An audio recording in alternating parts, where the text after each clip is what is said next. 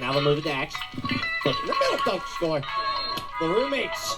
Bridge to Orlando.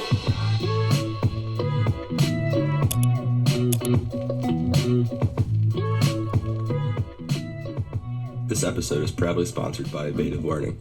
If you are an education major or anyone considering a career in teaching, you won't want to miss this. Edvative Learning is an innovative educational consulting company that is revolutionizing the way aspiring teachers prepare for their careers.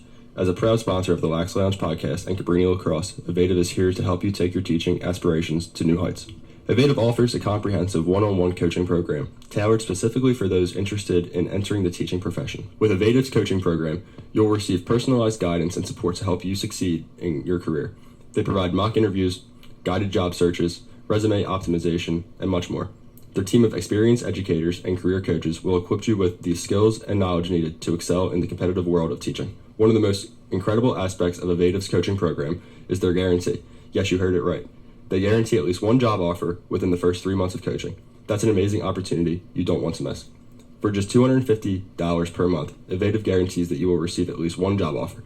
Imagine the peace of mind knowing that your investment in coaching will lead to tangible results. It's an offer you can't afford to pass up. So whether you're a current education major, a recent graduate, or someone looking to make a career change into teaching, Edvative Learning is here to support you and guide you in every step of the way. Don't miss out on this incredible opportunity to secure your job as a teacher. Visit their website at www.edvative.com to learn more about their coaching program and how they can help you kickstart your teaching career. Once again, that is www.edvative.com. Welcome back, ladies and gentlemen. We're here for another checking in episode because it's just the two of us. I'm back to being guest in my favorite spot here because I get to be the center of attention. Not really. It's a two-way interview. It's a two-way interview Because we are going to be talking with each other about our Thanksgiving breaks. Thanksgiving was last Thursday. Lovely holiday. Good time to spend with your family, with your friends.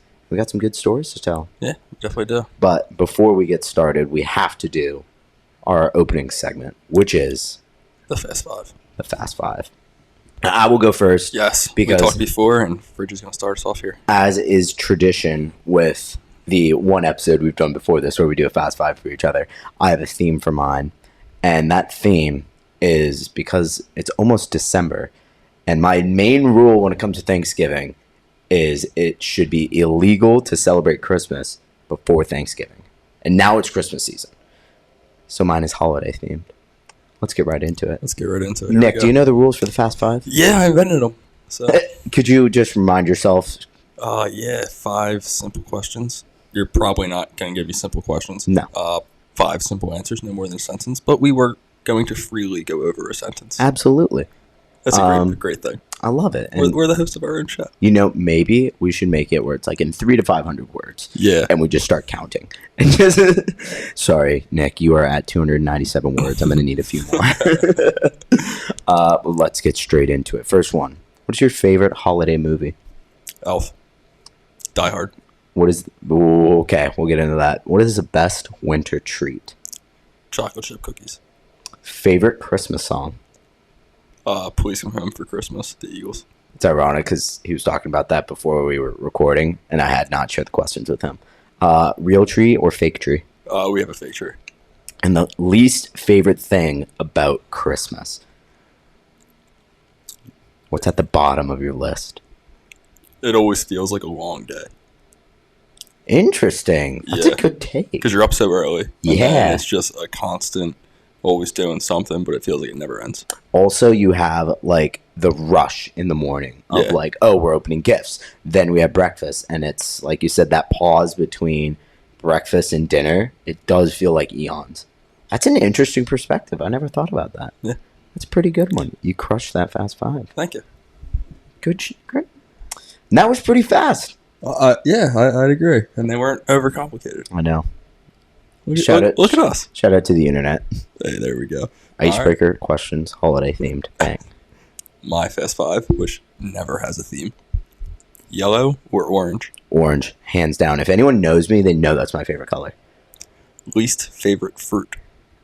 Ooh. I am not a fan of a kiwi. If you are stranded on a deserted island, what 2 things would you bring with you? Before I answer that, I'm going to revoke my previous answer, and I'm going to say tomato, because tomatoes are fruit, and I hate tomatoes. But stranded on a desert island, I have 2 things. You're bringing a kiwi? I'm going to bring a tomato. No, I'm going to bring a TV, and I'm going to bring a bunch of eggs, because it's the most nutritious thing. And there probably will not be chickens on this abandoned island. So, we have more questions, but I'm going to get into that. The Vikings or the Bears tonight? Actually, what one do you like the more? So, I explain this a lot because I am a Green Bay Packers fan. I had to ask this question before just to make sure it was the right question. So, I'll go into my NFC North tier list before I answer this question directly. But as a Green Bay Packer fan and as a passionate NFC North, not so much of a fan, this is how it goes. So I don't like the Lions. But if there's anybody that I would want to root for outside of the Packers, it's the motherfucking Detroit Lions. They've earned it. They've been so bad for so many years, so mediocre. And I just love their team right now. Like, they're so easy to root for. Jared Goff, good guy. Dan Campbell, absolute juice man of the century. Love that guy. So I don't like the Lions, but I'll root for them. I dislike the Vikings more than I don't like the Lions, okay? Because, I don't like the Vikings. Kirk Cousins, again, from quarterback, if you were listening over the summer, that documentary on Netflix completely changed my perspective, and now I'm like, fuck, I kind of like Kirk Cousins. Like, he's just a good dude. Josh Dobbs, too. Great story. So I dislike the Vikings more than I don't like the Lions. And then there's the Bears. The Bears. The Bears will always suck. I hate the Bears. There's nothing good about that franchise. Literally, they've done nothing in their entire career except get blown out in a Super Bowl, be a nice stepping stone in the NFC Championship for the best team in football, the Green Bay Packers.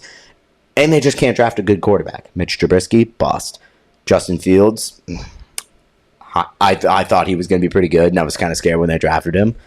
But I don't know if he's a great quarterback right now.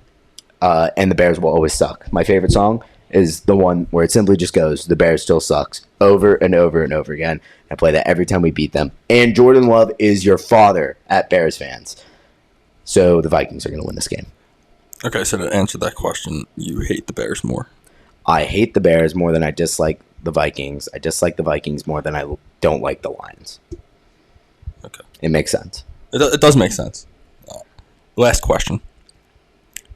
Who was your favorite teacher ever? Favorite teacher ever. 2nd grade, Miss Capelli.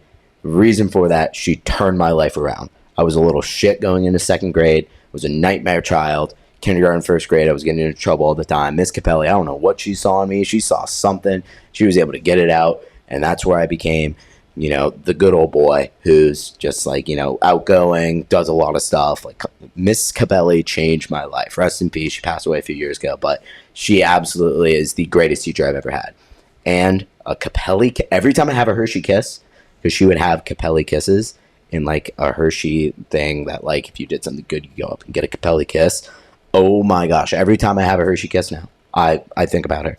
And she taught us how to eat a Hershey kiss properly. And that is, you let it sit on your tongue and you let nature do its thing. Just let it melt. So shout out Miss Capelli. She's the GOAT. She sounds like the GOAT. She was awesome. My favorite teacher ever is also my 2nd grade teacher. I had her in 1st and 2nd, Miss Taylor. Right behind that is Mr. McGrath. And behind that, who knows? Behind Miss Capelli, I'd probably have to go to Mr. Latta, who was my mentor teacher in high school. And I actually never had him for a class, but he was basically my advisor and also ran our digital media club. And he is the person who I can thank for getting me into sports broadcasting, because he was, like I said, my mentor teacher. And one day it was like, I think November or something. And the 2 main broadcasters who usually do our football games on Fridays, they were doing some like play or something, so they couldn't be there. And he jokingly said in our class, he was like, "Oh, if anyone wants to, like, we're watching the game from last week. If anyone wants to, do the commentary for this, like, we're looking for a couple guys. If anyone's interested." And he was joking, and I just raised my hand. I'm like, actually, like, I've kind of been watching and think that'd be really cool. Like, I'll try it out. He's like, "Oh, word, yeah, you're doing the game on Friday." It was like the crossover game was against Wilson High School, Woodrow Wilson High School in Tacoma, and I was kind of through the moon with that opportunity, but also like nervous as fuck because I was like, holy shit, this is me as a sophomore too. So I just transferred in. I'm still kind of a nobody, like no one really knows who I am, and I hop on there. And I remember this vividly. I was so nervous going in, and right before the national anthem goes off, I called it the Pledge of Allegiance in my pregame, and I'll never forget that for the day I die, because I, like, you know, it's a pretty big fucking mix-up. Like, Pledge of Allegiance, national anthem, two different things. And that's where my, like, saying, as long as I get my first words out, I'll be fine. Yeah. Because I remember you saying that before. Because I fucked that up, and I was in my head about it for the entire national anthem. I was like, I just called that the Pledge of Allegiance on a live broadcast for high school football. And I thought that I would get ripped to shreds for it. But then went through the rest of the game, did decent for like my first ever time doing it. And I remember that Monday or that Tuesday in class, our dean of students was walking through the halls, and he came in, saw me in class, and with our dean, if I had keys on me, I'd do it. He'd always, like, when he's walking through the halls, you could hear his keys like jingling. And so you're like tucking in your shirt, you know, like making sure you're in dress code, all that stuff, off your phone. He comes into the class, and he was like, Mr. Fridge. And I literally just like, hello, what did I do? He's like, great job on Friday. I was like, let's go. There you go. We did it. That's sweet. So yeah, Mr. Lotta single-handedly got me into broadcasting. And he was like, he was the man, the absolute man. Yeah, sounds like a dope dude. Yeah, and he connected with me on LinkedIn like a couple months ago. Wow. So stay in touch with each other. That's great. Shout out Mr. Lotta. Real quick. Deserted island. Probably in like the middle of the Pacific. Middle of nowhere. You're bringing a TV, which you're not going to be able to watch, and eggs, which you're not going to be able to cook. Okay. Well, I can cook them because I would find a way to make fire. How are you going to make fire? You have 0 tools. Okay. Well, You have a TV. I'm on a deserted island. Does the island have You can trees? watch it. You can watch a YouTube video on your TV how to make fire with no tools. Does that island have trees? It does have trees. Does it have rocks? I'm sure it has rocks. I can figure out how to make a fire with wood and rocks. There's many methods. It rained the night before you got there. That's very no. Like I'm red flag, like flag down. No, unnecessary circumstance. Like that didn't happen. Maybe that happens the next day, but like cool. Either way, like actually, some people believe that there's no salmonella in eggs, like the bacteria. So like you could just eat them raw. If I really, really had to, Yeah, if you had to, you could. and I was starving, that'd be disgusting. But like I could probably do it. And I could figure out how to get a surface that I could cook the egg on. Yeah. And it's the most nutritious food 100%. pretty much known to man. Has so many health benefits. So yeah, I'm taking that. Fuck, maybe I'll cook it on the TV. If it doesn't work, it's just a stove. So You can 100% take the glass off the TV, use that to make a fire. see? All these things that I would have brought, hear me out, a machete Okay. and a flint.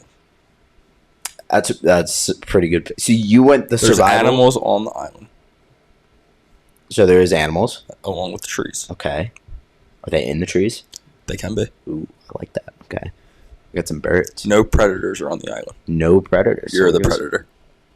Boom. Okay. Dude, with my hands, I can kill anything. Or I could just go super old school. There's like deer on there. I'll go like old school. I'll just like create fucking knives out of rocks. 100%. And I'll use the sticks and stuff to make spears. Like, I'm going to go right back to the primitive age, but I have a TV. And eggs. There's no chickens on the island. Only roosters. Only rooster. Yeah, so I'm just bringing a lifetime supply of eggs. I'll have someone sponsor me. Yeah. I'll have like Major Egg Corp. Just sponsor my deserted island trip. Big egg. And give me a TV to go along. Or I would substitute for a lifetime supply of Canada Dry Zero Sugar Ginger Ale. Please sponsor me. A Canadian delicacy. Yes. I don't think I've ever told like why I call that on the pod. So I do say that Canada Dry Zero Sugar is a Canadian delicacy. And the only reason I say that is because I vividly remember in my grandma's basement, in that fridge, it was always stocked to the brim with diet ginger ale. And like I always thought like, oh, it's just a Canadian thing because I'd never seen diet ginger ale in the United States. Obviously, I wasn't looking for it, but like I just thought it's like, oh, it's a Canadian thing. It's a Canadian delicacy. Yeah. So when I started drinking it, like however many years ago, I was like, oh, Canada Dry. It's a Canadian delicacy. Like this is for my grandma. So I think about my grandma every time I have Canada Dry, 0 sugar. And it has Canada in the name. It does, and it actually doesn't have a maple leaf on the logo, but it's since 1904. And like I said, Canada Dry, if you want to sponsor us, please do, because I drink an obscene amount of this, and it is delicious. It's my favorite. It's very good. I guess for my Fast Five, some of my answers, favorite holiday movie, I have to go with Year Without a Santa Claus. I don't think I've ever seen that. You've never seen A Year Without a Santa Claus? What? Did you have a childhood? I did. A year. It doesn't sound appealing. Okay, so I will say it's a very old movie. Okay. It's an old school, like... Is it like during Depression or something? No, but it is stop motion, and it has... You know Heat Miser and Snow Miser? Yes. So it's that movie. Oh. Yeah. Okay. And I always loved that because the only reason I like the movie is Heat Miser and Snow Miser. Okay. I can rock with that now. And it is like a very cute movie. I can rock with that now. The second Year Without a Santa Claus 2, where it's just about Heat Miser and Snow Miser, that one's up there on my list. It's an unpopular pick. Like, it's more recent. I think it was like a 2000s movie, maybe 2010s. But I loved that thing. Do you like Prep and Landing? Pardon me? Prep and Landing. You ever watch it? No. Really? Yeah. Oh my lord. We're just going back and forth on that. Did you have a childhood? So it's not a movie. It's I don't know if it's 30 minutes or an hour, but it's 2. They made one the 1 year and then the second one a year or 2 after, because the first one did really well.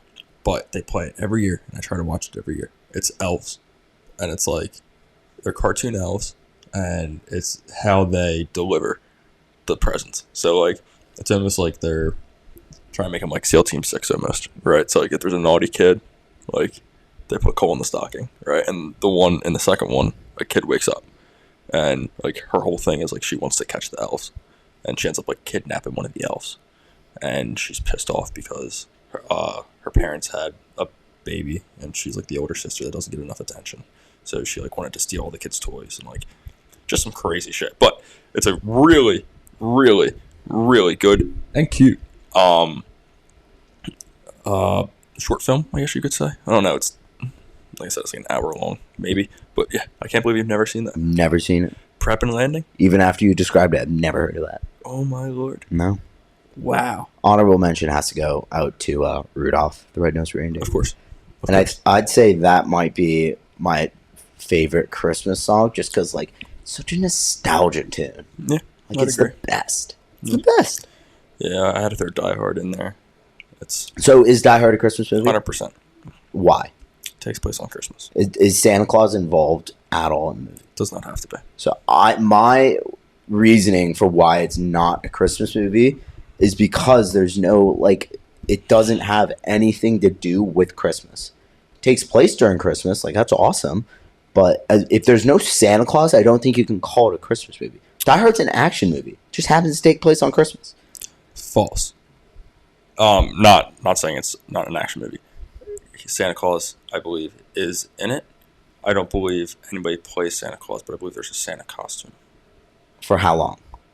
Maybe 1-2 second clip or something, but he also does say ho ho ho. Does Christmas have anything to do with the plot? Yes. How? It's on Christmas. Okay, and what does that have to do with the plot? He went out to go see his wife on Christmas. He's from New York. I forget what city it takes place in, but he goes to that city. It might be Chicago, it might be LA. It's one of the bigger cities.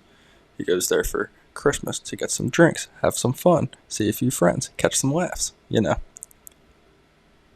I don't know. I still don't know if it's like Hans Gruber comes in. He wants money. I think it's like the Yakatomi building or something. Yeah. Takes that hostage. But my boy Bruce Willis, You're not taking my building hostage. it's not even his building. But it's a building, and His ex-wife's in there. and he doesn't like that. He's a cop from New York. It's because It's Christmas. So we were watching Home Alone, and I was trying to figure out. I'm like, why is Home Alone a Christmas movie? Like, Is it really? Yeah, it takes place on Christmas, but like it's not about that. But there's a lot of Santa Claus all over the place. And there's a lot of like Christmas spirit and like, oh, okay, he's separated from his family, but he gets to fight these intruders. Like that one I would say is on the border. If it is, like it leans towards Christmas because of all that context around it. And like Christmas is imperative to the plot. If you take Christmas out of Die Hard, I think it's still the same movie. If you take Christmas out of Home Alone, it completely changes the plot. You know what I'm saying? Yes. And so that's my take on like why I don't know. I can get that. I think making it Christmas in Die Hard adds so much more than a random Tuesday in July. But like it could be a random Tuesday. Home Alone could not be on a random Tuesday in July. They could easily go on vacation on a random Tuesday in July and left their kid at home. And they would have been like made it on Christmas because it's that much more impactful. Because it but that's means what they did more. with Die Hard. Exactly. But it means more, and they did it for Die Hard. Exactly. It means more that someone took hostage of a building and demanded like $10 million, probably more, on Christmas. You know how impactful that is? A German, Hans Gruber, comes over. What you got on the Germans? Hans Gruber was a German. But like if Home Alone, like say it even took place on, if it was July 4th, I think that'd be the same effect as Christmas, where it's like it's holiday, it's a family thing. Like if it's just June 3rd and they go on vacation and they're like, oh crap, we left our kid at home. Like, yeah, that sucks, but like, okay, it's just family vacation. It's just summer vacation. It's not that bad. A Christmas vacation, it's like, holy fuck, you have to be with your family. Like that's huge. True. That's part of the like spirit of Christmas. But he wasn't a teenager. He was a kid. So isn't it like huge regardless? I mean, if you've seen the movie, the parents are not the greatest parents. They are not. They are not. They have too many kids. Yeah, I don't know. That's an age-old debate, and I don't think there will ever be like a set answer. Because I see your side, and like I still kind of firmly believe it's like I don't know if I can call it a Christmas movie. I'm trying to think of like all the Christmas movies I've seen and like which ones don't really have Santa in them. You're gonna be thinking for a while. I'm also like blanking. Yeah. Best winter treat. I'm a big gingerbread fan. Like I mess with it hard. Or peppermint bark. A good peppermint bark. I think I made one for my chef class my freshman year of high school as like an at-home project. Delicious. Really? Hard to miss. Just a little peppermint extract goes a long way. The gas. I just love like peppermint treats, especially. Or how could I forget like hot chocolate? Yeah, hot chocolate. Good hot chocolate. Apple cider. Yeah, the reason I said chocolate chip cookies. That is, and I've said this. I might have said this to you before. I think I definitely have. I might have even said it on here. If the dictionary was a picture book, greatness, the picture for greatness would be a chocolate chip cookie. Perfect chocolate chip cookie. And like, if that's not the truth, I don't know what is. I 100% believe that. You know whose chocolate chip cookies may be the best? Tell me. Mrs. Evans, Bear Evans' mom. She makes mean, and I mean like they almost punch you in the face. They're so mean, but they are mean chocolate chip I'll have cookies. to try it. They're delicious. They sound really good. Impeccable. Big fan of the chocolate chip cookie. Are you a true chocolate chip fan? Like, do you get the chipettes or do you get chocolate chunks? Chipettes. Really? Okay, so I'm a firm chocolate chunk guy. I think it's better when you have the giant pockets of ooey gooey chocolate. I mean, sometimes my mom makes them homemade. Definitely around the holidays, she makes everything homemade. Yeah. Throughout the year, she'll just buy the Nestle and all that, or Nestle, whatever it's. But yeah, yeah, she'll make milk chocolate and semi-sweet. Semi-sweet is the chocolate that you have to use. Yeah, but have you ever had it with milk chocolate? Yeah, Very I mean good. they're delicious. Very So good. you use milk and semi-sweet. You get that contrasting flavors. I believe that's what she does. Yeah, She knows what she's doing. yeah, but yeah, they're very good. I have a mean chocolate chip Both cookie. both my grandmothers made amazing. They're great. They're great bakers. My grandma would always make, well, it's a family recipe for shortbread cookies. Made them last year. And I wasn't able to use the right flour because you guys don't have sweet rice flour out here. It's like a thing I couldn't find at any store. And that's like the secret to making it so like soft and just decadent. But they are outstanding. Make them every year. But with the chocolate chip cookie, I have a mean recipe that I got from Tasty. And it's the best chocolate chip cookie I've ever had. I haven't made it in a year. I'm obviously a chewy chocolate chip cookie guy. Like, I don't even want like that big of a crust. I just want it to be like basically cookie dough. safety raw cookie dough. Yeah, I feel you. That's how I am. I feel you. With all my I like cookies. it. I like it just perfectly cooked, where it's like soft everywhere, even when it's 5 hours later. Yeah. Any warm cookie can be soft. Not all cold cookies can be soft. That is a great way to put it. I might put that on a shirt. We might have to. Holiday special coming soon. Real or fake tree? We also are a fake tree family. I thought that we were going to go to a real tree this year because I think my mom brought it up somehow about like how she wanted to do it. And then I got a text, I think it was literally yesterday, where they put the tree up because yesterday, me and Nate's family, which, as we'll preview, I spent Thanksgiving with Nate's family. We went Christmas tree shopping yesterday and they get a real tree every year. And it was like, it's obviously kind of cool because I haven't done it in a while. And I enjoy getting the tree, but I'm glad I don't have to take care of the tree because it is a pain in the neck. Pine needles go everywhere. You have to fill up the water dish all the time. Yep. But we do have our fake tree that we put up every year. And the only difference this year is we bought a bunch of new lights because the other ones crapped out. We've had it for like 10 years.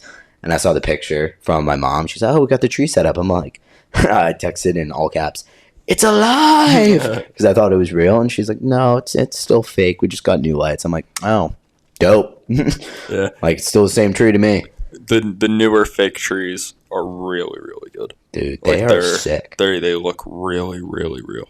And they also, like the lights, they're very, very good. Like, you don't have to put the lights on. They just come on there. And they have, like, I think the tree that we have has between 8 and 12 different settings. Literally, like, you can make your tree. It's like in the Lorax, where the mom has the new tree, and you can put it on, like, disco mode. Like, yeah, literally. That's every single fake tree nowadays. Mm-hmm. That's nice. Because you can have it glowing with, like, the warm white lights. And then you can have it with a bunch of different color lights. Like, it's super nice. Blinking if you want. Fading in and out. It's cool. And to finish off this Fast Five, my least favorite thing about Christmas, kind of previewed it earlier, is how Christmas takes over the world after Halloween.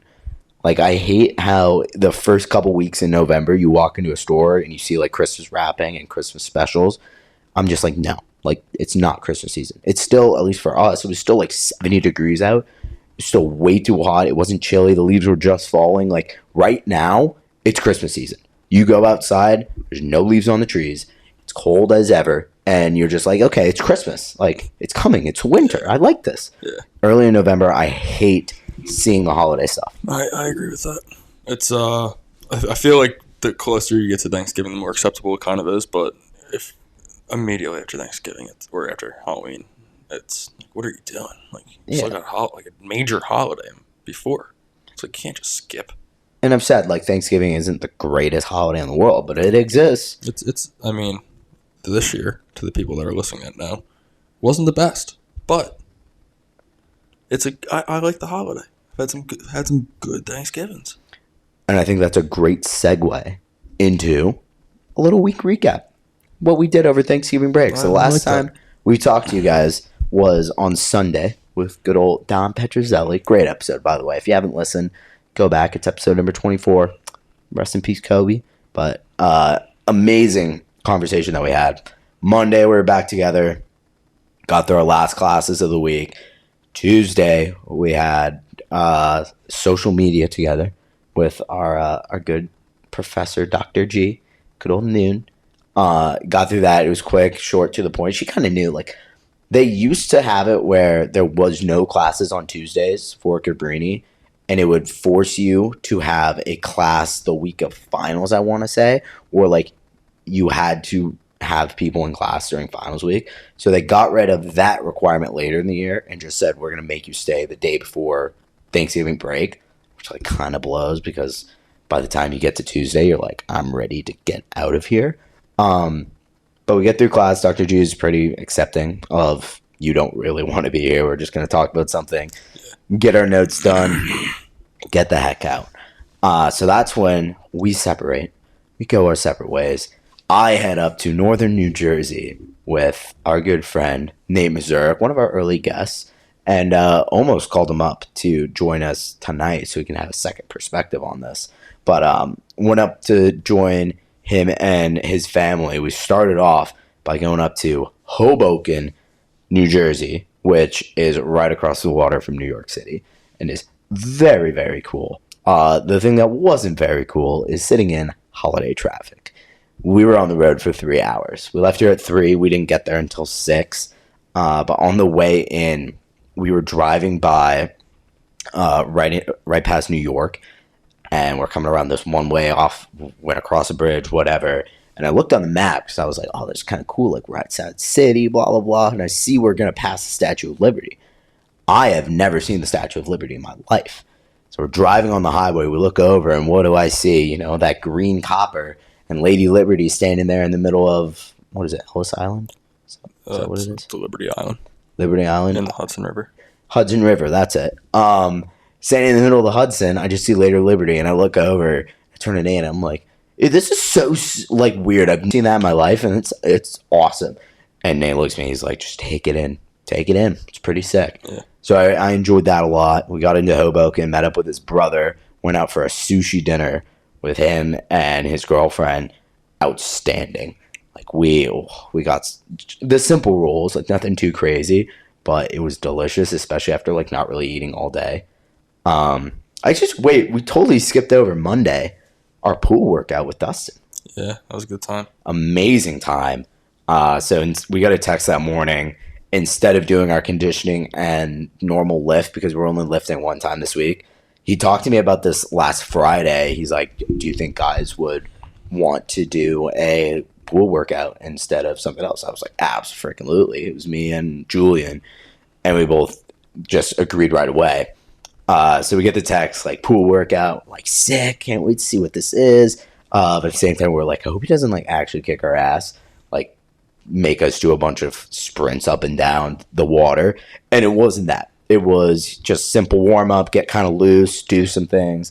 And then we went straight into a relay race, which my group only had 6 people in it, 7 counting Julian, but he couldn't really swim. So we made 2 teams of 3, did a relay race in the pool. We saw who our dominant swimmers were and who some of our non-dominant swimmers were. So I got to give a shout out to Tommy Vaughn. That man can swim. That man can go up and down the pool. He was the first leg of his relay team, and he flew. Wow. Absolutely flew. Him and Ja were our 2 best swimmers. And I hate to throw him under the bus, but Max Morisoff, not the best swimmer. That's all right, though. You know, he can stay afloat. Exactly. And he gave it his best effort. He went against Tommy as our first leg, and I kind of noticed, like, right away that he got behind, and Tommy just, like, fucking smoked him, which he probably would have smoked me too, I'll be honest. He was fast. And I was the second leg, went all the way down. Ja was our third, and Ja, like, actually made up a tough distance against, I think Bear was their last leg, maybe Hezi. Okay. And made up a lot of distance. But I remember Max afterwards, he was like, dude, I thought it was flying. Like, that's actually kind of funny. So yeah, that was a good time there to start off. Then we went into playing water polo on the deep end of the pool, which our pool is like, what, 12? 8. It's 8 feet. None of us are 8 feet tall. So it was tough. Dustin gave us these, like, flotation devices. Didn't really do shit. Like, if you stood there, you were underwater. Yeah, maybe the top of your head was over water, but it took off. I said, like, maybe 30 pounds off of you that you could, like, kind of float on. So you're still, like, kind of fighting to stay alive, throw the ball around. My team ended up losing that, but it was fun as fuck. It was so awesome. And then after that, we played a game of, like, not volleyball, but, like, a modified version in the pool, and it was actually a 3-game war. We were playing to 15. It was so much fun. Just throwing cherry bombs left and right, trying to stay alive, having the comms up. Great way to start the morning, for sure. Nick, what was your session like? Yeah, we played the same games as you. We had 11 guys in our group. So our relay race, we did down and back. And Seb was on our team, Sebastian Tobias, former guest. And another great episode. And if you listen to that episode, you will know that he is a lifeguard in Avalon, New Jersey. And with that being said, he's a great swimmer, so we had him go first. And he got us off to a half-lap lead. Our second swimmer, Mr. Hunter Waldron, then came back and we were down by half a lap. And we were never able to catch up. So that was the first event. And then we played water polo. And man, oh man, was that fun. He did not have enough flotation devices, so we played in the shallow end. I believe it was 3-4 feet. And very fun. It was a great time. My team ended up winning that one. And then we got into volleyball. But sounds like, did you guys play like volleyball or did you guys play like Nukem? We played Nukem. That's exactly what we played. All right, so you guys played Nukem. We played volleyball. And it was like we had the whole rotation, had to rotate every single time there was a new server, like everything. And it was fun. 3-game war. We didn't play to 15. We played to 7 each game. And it was awesome. The best part during water polo, it was very fun, regardless of this. But we're playing, and then everybody was like, why haven't we been splashing the people with the ball? Like, why don't we just splash them in the eyes? So, out of nowhere, it might have been me, it could have been somebody else, but get the ball, you no longer can see. And it's like, fuck, guys, what am I supposed to do? But then you do it too, because that's fair play. And by the time we got out of the pool, we all had bloodshot eyes. So, yeah, good time. I would have loved to do it again, Dustin. I know you're a busy man. If you listen to this and you hear that, yeah, we would love to hop in the pool before we go on winter break. We were talking about it too. That might just have to be a Tuesday thing where we all go in and just play Nukem. Because not only did we have a blast, that was a workout and a half. Mm-hmm. Like, trying to fight against staying up above water, like throwing the balls left and right. Like, it was so much fun and a great workout. Like, that was an excellent way to start the Monday, just like I said. For the record, with the Bears and Vikings game on behind us, the Bears missed a 48-yard field goal. The Bears still suck.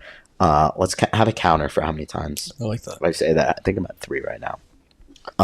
But Tuesday, what happened when I departed from the Lax Lounge and went up with Nate in the Mormando world? Yeah, I mean, I stayed here. I got some work done, cleaned the place. What was going on Tuesday night? I don't think I did anything Tuesday night. Probably just hung in. Woke up Wednesday morning, tidied up the place a little bit, went back home. Got home Wednesday, hung out with the fellas. Wednesday was my best friend's birthday, Connor. He turned 21, so... Congratulations, Connor Hughes. Happy birthday. Happy 21st. We went to CJ Jones's house. Shout out CJ, captain at Pennsylvania College of Technology this year. D-Mitty. Kid's a boss. Great. Yeah, absolute beast. Huge. Went to his house, had a couple brews. Good time. Real good time. Saw a lot of people I haven't seen in a while. Then I ended up going home. Had some really good food at home, some great snacks. And then Thursday was Thanksgiving. Yeah, dude. Did I mention it earlier in this? You previewed your Thanksgiving not being the greatest. I guess holy fuck. Before we get there, I will just add my Wednesday. Yeah, please tell me about your Wednesday before I...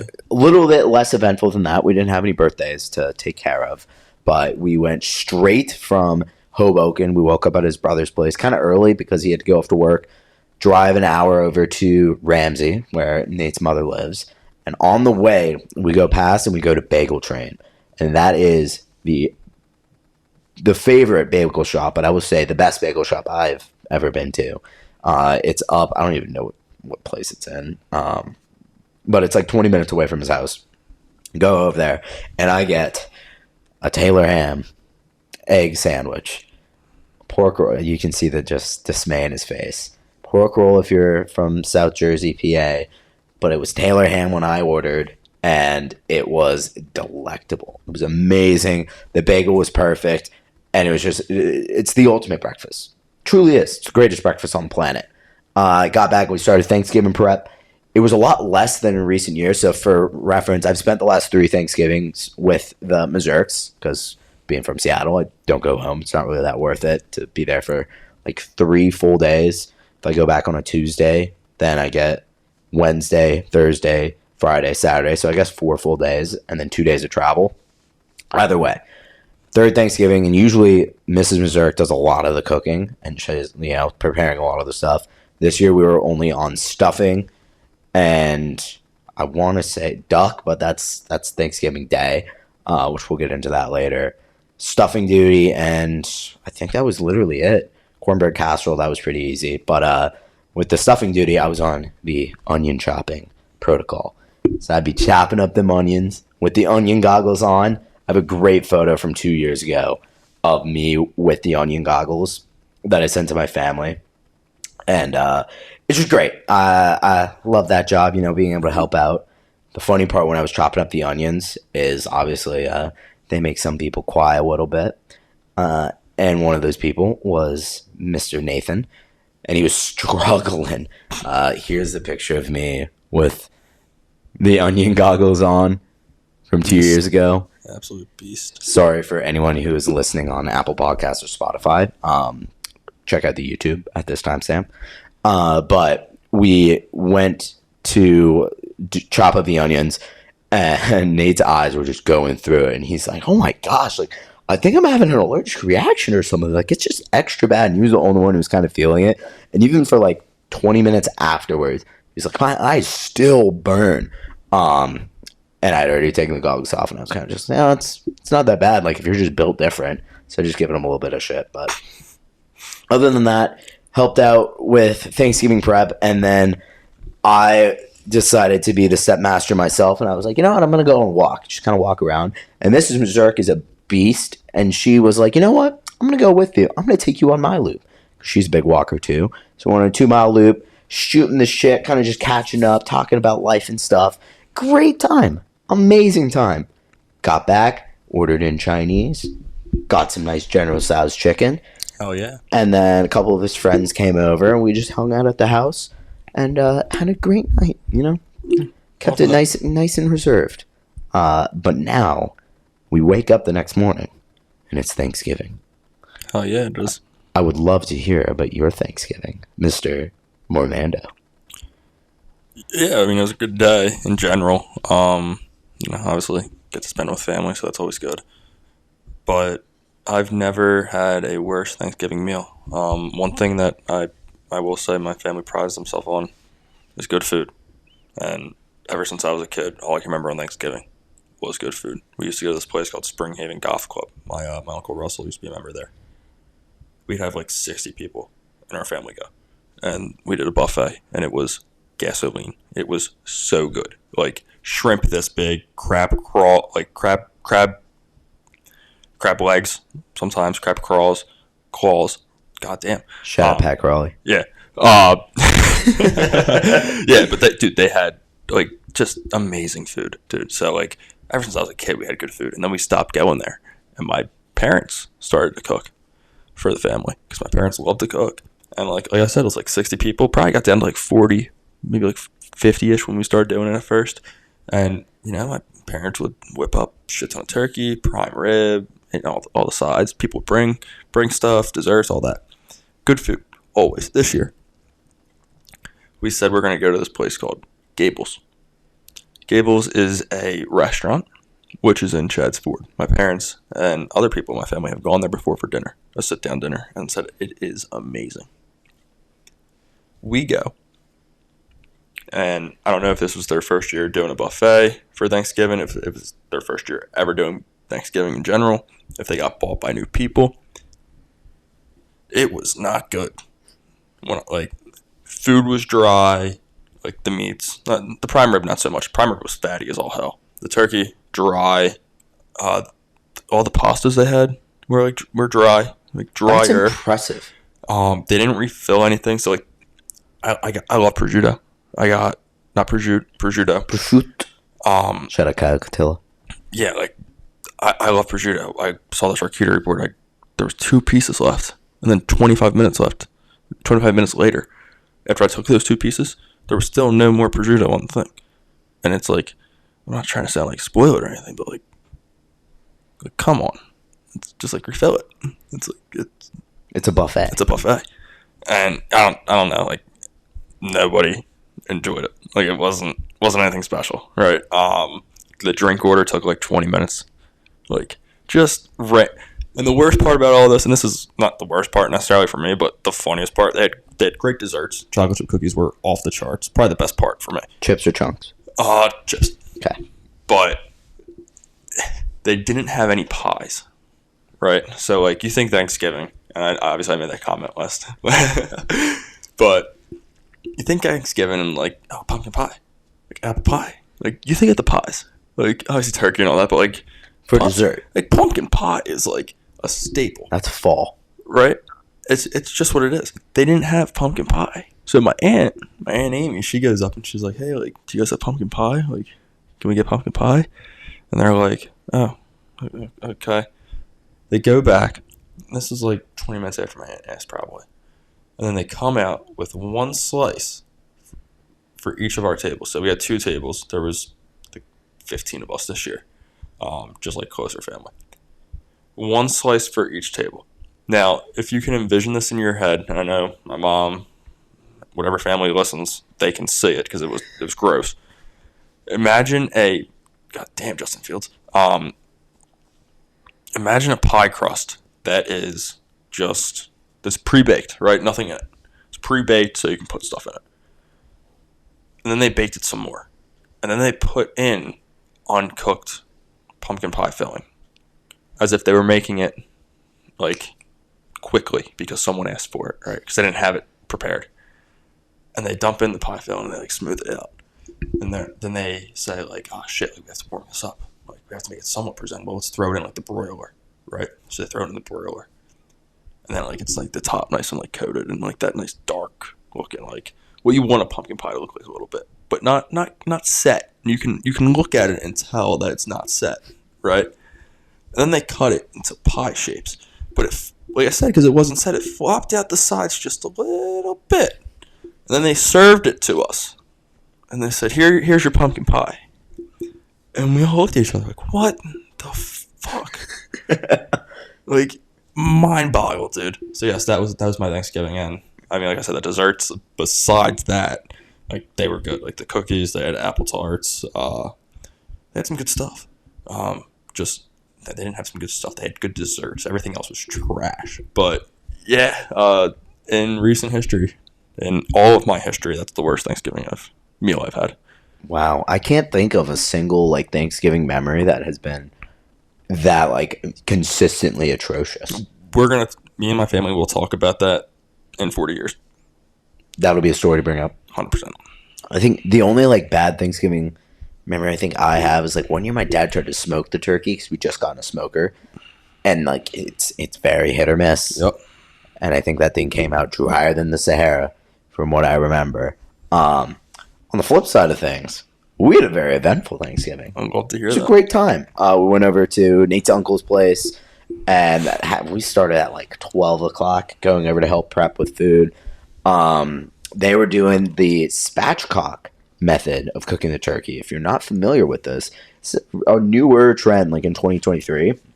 I believe you take the spine, or you take, like, a majority of the center of the turkey out, and you flop the wings and outside so that it makes more even cook for the entire turkey. So, like, the breasts, the thighs, everything gets cooked perfectly so that you don't get, like, the dry breasts if you overdo it, or your thighs come out, like, wrong. Came out fantastic, I must say. But for most of the time, got over kind of just, like, picking at appetizers for a while. They had this, like, really good, like, cream cheese, pecan, pineapple, pepper, like, dip. It sounds like a lot. It sounds like it would be disgusting. Worked really well on a cracker. And we were just watching football, just being football guys. The first game kicked off at 11, which is a dream. The first game was the Green Bay Packers and the Detroit Lions, which is a dream, although I was very nervous going into this game because we're not the greatest this year, and the Lions kind of embarrassed us last time we played in primetime, but pulled out the victory. Jordan Love had a great game. The Lions did not have a great game. And now Aaron Rodgers and Jordan Love are having 2 very similar career paths in their first year as starting quarterback. We were 5-6 right now through 11 games. Jordan Love has around 2,500 passing yards, almost the exact same number that Aaron Rodgers had. Wow. He has, I want to say, 15 touchdowns, The exact same number that Aaron Rodgers had. I think he has 11 INTs, something like that. The exact same number that Aaron Rodgers had. That's crazy. So if anything that these signs are pointing me to, the Packers are going to win the Super Bowl next year. So that's awesome. That's great to hear. I can't wait. That's cool. But back to the big day. A lot of just cooking, hanging out, seeing a lot of his relatives who, it's funny because I'm now like a character at Thanksgiving that like everyone expects to see me. It's no longer like, oh, like, who are you? It's more like, oh my God, Fridge, no way. And they all call me Fridge. Even like Nate's mom used to call me Jason all the time because she's like, I'm going to honor that as your first name. Like, I don't know if I like calling you Fridge. Like, I'm just going to call you Jason. This year she completely turned to just calling me Fridge. And I love it. Even when I was on the list for like who they were preparing the meal for, I guess they're going through it, and his uncle was like, who's this Fridge? Is this like Nate's girlfriend or something? And his aunt had to be like, no, remember, it's Fridge, like his friend who's been here the last 2 years. You know him. And I was joking with her. I was like, well, no, I mean, like, me and him are boyfriends now, so like that can kind of count as a plus one. But go through, get to see everyone kind of catching up, and then it comes time for the big meal and the best part. So, turkey's all sliced up. They get the ducks ready. They do ducks for Thanksgiving. His brother, Nate's brother, does an excellent job cooking up the ducks on the grill. Oh, comes out fantastic. If you've never had duck, I will never be able to have duck the same because the way that Jack does it is out of this world. It's incredible. So we get the spread, stuffing. Oh, my favorite part. If you listen to the Johnny McCormick episode, you know that. They also had a very good spread of vegetables. So they had some Brussels sprouts that were cooked up in like this like garlic kind of reduction, garlic butter thing. Delicious. They had these not candied carrots, but like basil pesto carrots. Oh, through the roof. Delicious. Cranberry sauce is homemade. Had a nice spread. Amazing. And we got to sit at the kids' table, which I will stand. The kids' table at a giant Thanksgiving is the best table. So it was me, Nate, who are both 20 plus years old, his brother Jack, who's obviously older, and then his cousins who are 6, 8, and 3. So you can only imagine the fun that we were having at that table. So we had finally like cracked through the kids, and they were like being, giggly, whatever. We're just messing with them. They're whispering about stuff back and forth. We start whispering to each other just like to mess with them. His 6-year-old cousin is somehow addicted to salt. What I mean by that is he would have a plate of ham, slice off a piece of ham, and ham is already, pretty salty meat. It's very high in sodium. He would take that slice of ham, take the salt shaker, and not over his plate, over like just the floor. At least we had the salt container all the way full, pretty much. He had about a third of that thing of salt, just pouring it on his ham. And we kept joking, we're like, Chambo, like you're gonna get hypertension. You're gonna have a heart attack here if you have that much salt. Like you're gonna have to drink a lot of water to flush that out. It was so funny. We had to ban him from the salt. So we took the salt, and at first it was Nate just had it in his hand, and then I told him, hand it off to me, and I just held it in between my legs. And he went on a manhunt. Him and his younger, the 8-year-old, went on a manhunt for this thing of salt. Because now it was like the funny joke. Like, oh, they took the salt. We're going to get it back. I'm going to put as much salt as I want on my already salty piece of ham and anything else that I desire. So they start going on a wild goose chase for this thing. They have no idea that I have it. And we start just like cracking up. Because we're like, this is hilarious. Eventually they get up, and I tell Nate, I'm like, distract them. So stand up. They have like a pie carousel thing. Like there's the container. It was empty. It was sitting up on the like shelf that was above their height. And so I went up, lifted up the glass, put the salt in the middle. Boom. Completely hit. And still like to this day, I think they don't know it was there. And I swear that if they, like the family that hosted us, if they didn't check everything, that salt shaker is still under that glass lid. Regardless, cousins start going over to the spice cabinet. Just like, oh, we'll find another form of salt here.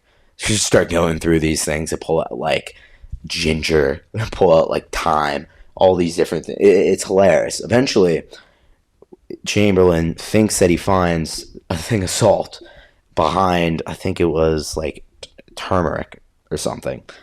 And it turned out it was like cloves or something green. So he goes to reach for it. And he knocks over the turmeric, all over the floor. It just spreads. And you just see this little 6-year-old with the cutest expression on his face. He looks over and he's like, I'm sorry. And then, of course, the parents come in and kind of clean things up. We're cracking up because this is hilarious. And the kid doesn't realize that we're laughing, like, with him, or we're like, you just did something kind of funny and iconic. So he's, like, laughing but starts, like, crying. We're like, dude, no, you're fine. Like, this is awesome. You made our night. We're having a blast. So finally we got him to kind of, like, come through. After that, so whole chaos happens. Still doesn't know what salt is. We start the cleanup process for the kids. They whip out gingerbread houses. So they start going to work, get the frosting out, start their architectural design on how they want to do these pre-made gingerbread boxes. The youngest one, Chamberlain, he gets partnered up with Nate. Nate's going to kind of supervise and like help him out. And they're going to team up against the 8-year-old. Well, the 8-year-old was kicking their ass. Like absolutely had everything dialed in. Nate and his cousin were struggling, and it was the funniest thing ever. And he was like sending snaps into our group chat where he's like, I'm getting like annihilated by an 8-year-old at building a gingerbread house. That's awesome. Finish up all that, get to the desserts. We're watching the football game. Desserts were outstanding. They had this like Nestle cookie pie. Just thinking about it makes my mouth water. It was literally like kind of like a pecan pie filling, but it was basically chocolate chip cookie dough and like a nut, I think. Unreal. That sounds amazing. Unbelievable. Apple crumble pie. You see, you guys had pies. Yep. Sounds like a good Thanksgiving. Ginger snap cookies, chocolate chip cookies. They had these pumpkin cheesecake bites. Dude, the spread was through the roof. And the worst one was Chamberlain decided to make desserts for us. Shout out Chambo. Took marshmallows, dipped them in Nutella. Not all the way. Just like kind of took a knife. I almost said a peanut butter knife. A knife. Put Nutella on a marshmallow and froze it. And they were disgusting. Oh my god! Like I don't know how you fucked that up, but he did. It's probably because he's 6 years old. And Rice Krispie treats. We did have pumpkin pie, although I did not indulge in the pumpkin pie. Though. It's okay. I wish you guys had it. But overall, a very, very successful evening. Sounds like a good Thanksgiving. And then we got back and finished up with Thursday night football. Seahawks and 49ers. Seahawks got annihilated. So, fuck the Seahawks. But fuck the Bears first, because the Bears still suck. That's 4. And that is our Thanksgivings. Yeah. So that leads into the rest of the week. Friday, we had an eventful Friday in my life because we were getting up at 5 a.m. to go fishing. So me and Nate met up with one of his childhood best friends. Shout out Nick Anderson. Goat. Absolute gem of a human being. We woke up early and went fishing. I loved it. So you weren't in my lift this morning. And Nate came up to me because he knew I was doing the podcast tonight. And he said, yo, make sure whatever you do when you're telling your story about us going fishing, can't say where we went. It's a secret and it's got to stay in an undisclosed location. And I wasn't planning on saying where we went just because like I was going to say, oh, we went fishing in this place because like I don't really know where we were. I knew what area we were in, but like not too familiar with my northern Jersey geography. But he made a big point of being like, make sure that nobody knows where we were. So it kind of makes me want to share where we were, which I won't do out of the respect for Nathan. We're just gonna put the latitude and longitude in the. It may or may not be on the screen right now. Yeah, it's gonna in the post production. We're just gonna put it by latitude and longitude. You guys can figure it out yourself. And if you're listening on Apple Podcasts, Nate, if you're listening right now on Apple Podcasts, maybe I put it in the YouTube video. Maybe I did. Who knows? You can find out for yourself. You could, or maybe you can't. Maybe I'll block you. I won't. So we go out fishing, and early morning. Also, I had my first experience at QuickCheck, which, okay, this was Thanksgiving night. Still, we go to QuickCheck to like get sandwiches and prepare stuff. QuickCheck is like the northern Jersey version of Wawa, and I thought it was pretty slick, kind of nice. They do custom wraps, which I'm a huge wrap fan, and not like the genre, the food. they they made everything right there, and I was very impressed. It was also super cheap. It was like $6 for a full wrap. Wow. And I was like, damn, like that's a good ass deal. As we're checking out, I'm wearing my Cabrini lacrosse shirt. Ironically, I was wearing Locks Lounge sweats too, but nobody noticed. And this guy who walks in, he looks at us and he says, last ride. Best of luck this year. I'm rooting for you guys. And I turned to him and I was like, sir, I hope you know that just made my entire day. A great Thanksgiving, everything that happened, that made my entire day. And it was just like, because there's a ton of people in North Jersey that are just Lax fans, like just guys. We're not Lax bros, we're lacrosse guys. And that guy came into the QuickCheck, saw Cabrini, and he's like, rooting for you. So that was an awesome little moment. QuickCheck was outstanding. While we were fishing, we're kind of moving up and down in the spots. It was cool, maneuvering through the woods, going on to this like lake thing that we were at, and we weren't really catching much. The best that I caught a massive rockfish. Nice. Which is the way of me saying that I lost like 3 or 4 lures out in the water because I would cast out. We're trying to play the bottom to get like bass or whatever we could catch down there, and I'd get snagged on something. I'd be like, I'd pull as if I had a fish on, and then I'd realize like, fuck, that's like first cast it out there, reeling it in, kind of jigging it a little bit, and then I get snagged. I'm standing there, and I just look over at Nate. He's like, fish on? And I'm like, no. I think I just got snagged. And so we like try to get it undone. And I think we might have on the first one, and then the second one I got snagged. I'm like, we lost the lure, so you had to tie me up a new one. And I felt bad because I did that like 4 times. Yikes. But it happens. I mean, we're fishing in a rocky area. There's a lot of places that you could get caught, so it's like, it's tough. The only fish that we actually caught was, it was Nick, his friend. He caught a little, I forget what they even call it, like just small little fish, and he kind of called a shot. We're about to move spots, and he's like, hold on, I want to try this area over here real quick. I want to give it a couple casts. First cast, throws it out there, immediately hooks onto something, brings it in, gets a nice little flick. And Nate always tells me that like he's the guy who knows what he's doing when he's fishing. So I was like, all right, you just proved it right there. Like, you're the alpha. Move on, go on a couple of extra hours, probably like 9, 10 o'clock. We're at one of our last spots, and he casts out. We're kind of getting frustrated, obviously, because we're getting skunked. We haven't caught anything. We're getting tired. Like, it's cold. We've been up since 5 in the morning. All of a sudden, he sees his rod dip down. He's like, crap, I just got snagged. He's reeling it in, trying to get it undone.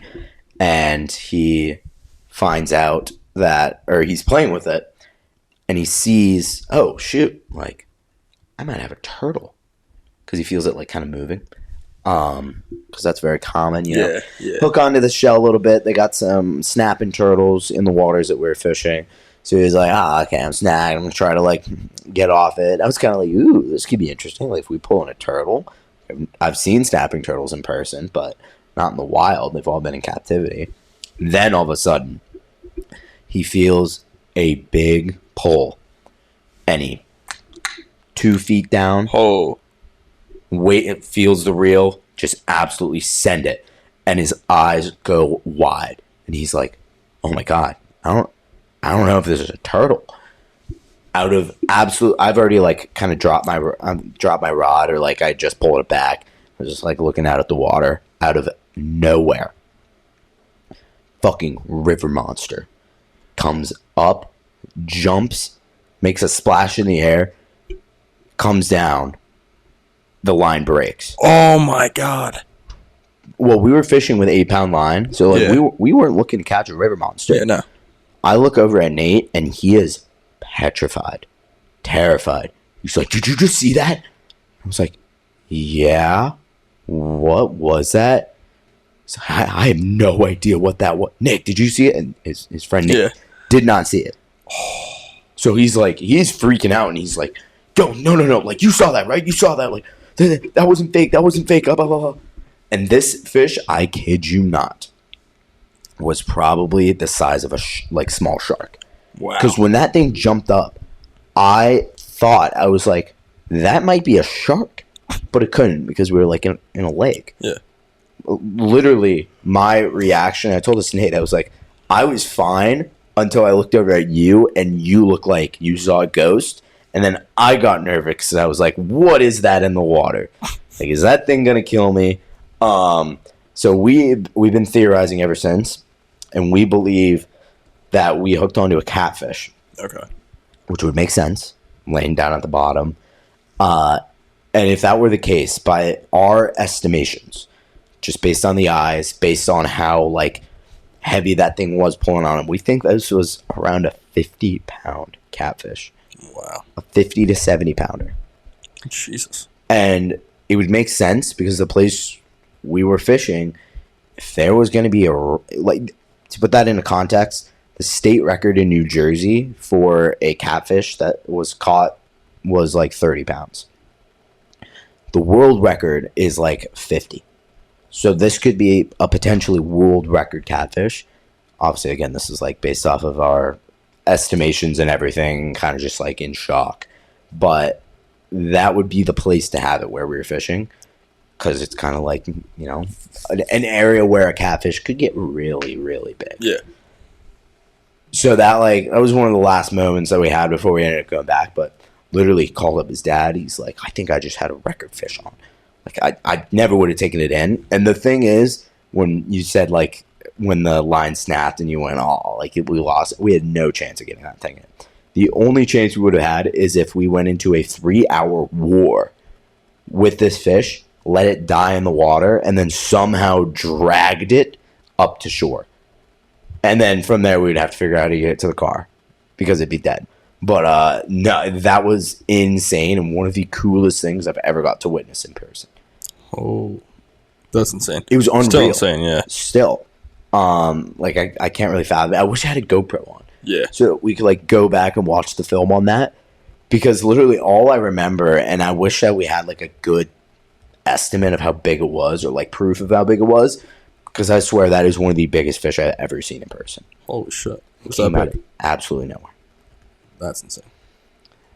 And then from there, we went back to his dad's house and kind of just chilled out. Actually, I got to shoot a crossbow for the first time. That's awesome. So I've done archery in the past. I did it in 6th grade, I want to say. I did archery lessons, but never shot a crossbow before. So that was really cool. And I thoroughly enjoyed that. Because, you know, kind of got to go out, pull the trigger, hit a target. I was kind of an ace. So I was doing pretty well with the thing. Helps that I have a scope that's extremely accurate. But that was our Friday. That's awesome. How about for you?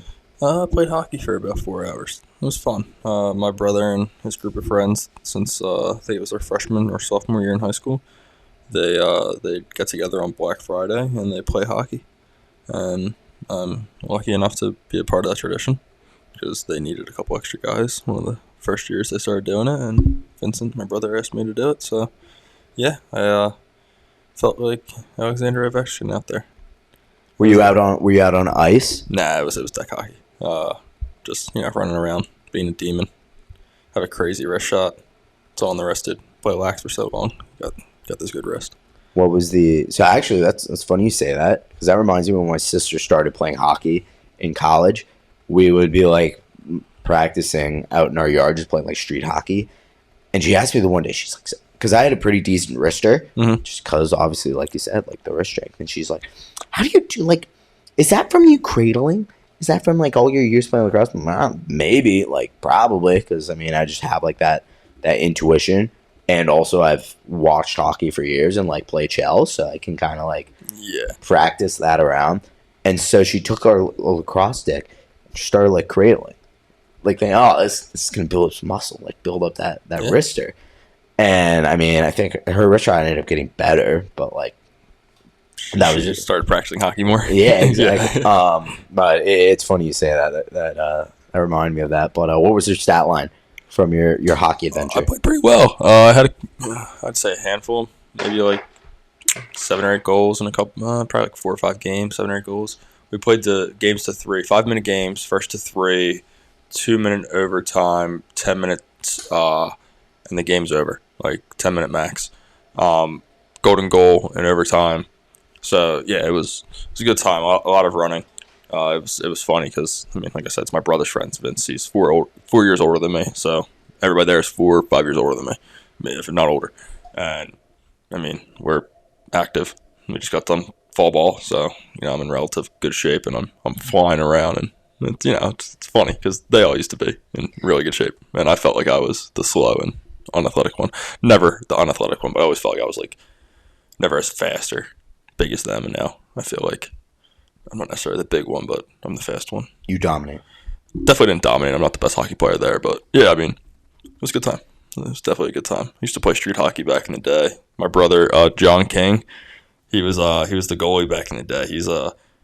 He's 2 or 3 years older than my brother, so I mean he's old compared to me. But we used to play street hockey together back in the day, like down the street around the corner from my house, and he was there. So I got there. He showed up probably like 10 minutes after me and Vince got there, and I just go over, like, John King, good to see you, man. We dap up, whatever, and he's like, the grade 8, because Yep. yeah, literally that was me back in street hockey, because Obi, and yeah, it was awesome. And then scored on him a couple times. He's like, I fucking hate you, dude. always you haven't changed. Yeah, it was good time. Our the other goalie, because like John, he actually played in high school. Like he went to Bonner, same place as Marissa. And he played hockey there. And like I said, goalie had all the pads, like multiple color pads, like cool. I always thought goalie pads in hockey were the coolest thing, coolest goalie in all sports. Absolutely. Yeah. Especially the helmets. He had a cool helmet too. But the other goalie we had, he had like the maple leaf, the Modell street hockey pads. Okay. Yeah. The maple leaf. So he had the 2 leg pads, the glove, and then he didn't have a waffle, so he wore another leg pad on his arm, and he was straight arm in a leg pad for like 4 hours, making like awkward ass glove saves across his body because he couldn't move his arm with like mobility. It took him an hour to get warmed up, and then he went like 4 or 5 games straight without a loss. Crazy. Never played a lick of hockey a day in his life. Like he played Black Fridays, but never like organized. He just hops in net and just ream shots. He had a nice little welt like right on his chest because it was a bigger chest pad, like for a bigger person, or the straps were loose and they couldn't be tightened, but it hung down like past his breast, like past his chest. It hung down, and there was zero protection. So if you took a slapper or wrister and it rose up, it was drilling him right in the chest.